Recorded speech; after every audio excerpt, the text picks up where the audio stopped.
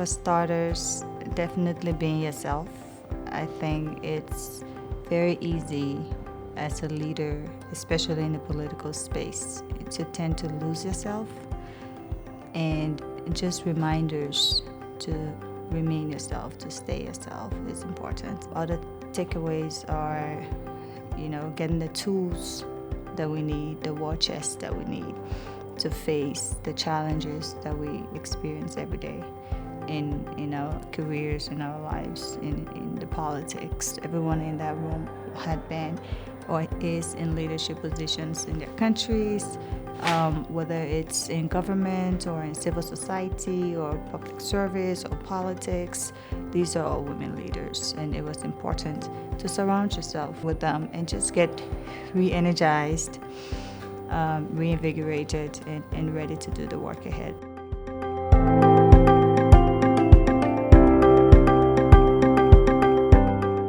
I think when you're in the political space, if you don't tell your own story, you allow other people to tell your story for you, and they don't always tell the right story about you. As African women, we are boxed in, and usually it's frowned upon when you talk about yourself. Why are you bragging? Why are you boasting? But if you don't talk about yourself and the work that you do, the achievements you've made, the challenges you have, you fail to inspire the younger generation of women and other women who will listen and say, oh, you know what, if she can go through that, I can go through it. If she can achieve that, I can achieve that. But we have been told not to talk too much, not to brag, not to boast. But it's important that in order to preserve our stories, we need to tell our stories on this journey.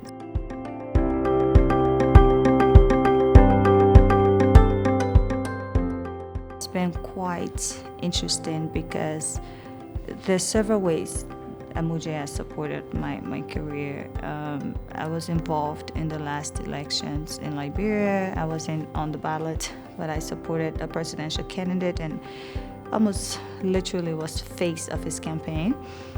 And it was a tough time in a difficult space and place to be in. But just having your sisters and knowing that they're also going through similar difficulties and how they're managing these difficulties helps. The Amujae leadership has also been helpful because it gives us mentors, other women and who have been on this journey before and have been able to overcome most of the challenges we're currently facing. So it really helps you to know that when you're not alone, two, that you can do it, three, that it will be difficult.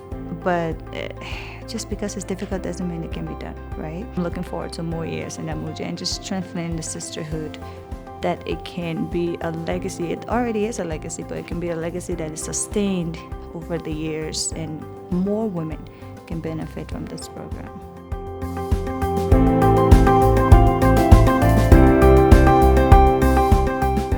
You have Madam Sirleaf that you have on TV, in the newspaper, in history, as president from afar. That's the Madam Sirleaf you see and you have. And even by just following her, you are inspired and motivated. And then you have the Madam Sirleaf that you get to know closely, and you see her strength, you see her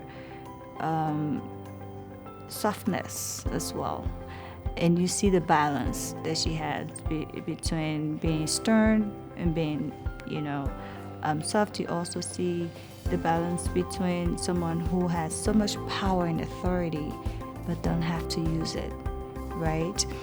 You see the balance between someone who's so revered and respected international scene, but someone who also knows that there are challenges back home and there are citizens or people who may not necessarily revere her that well, and how she plays it out and balances it. So just these lessons around finding balance and how she's been able to navigate the political space has been very helpful.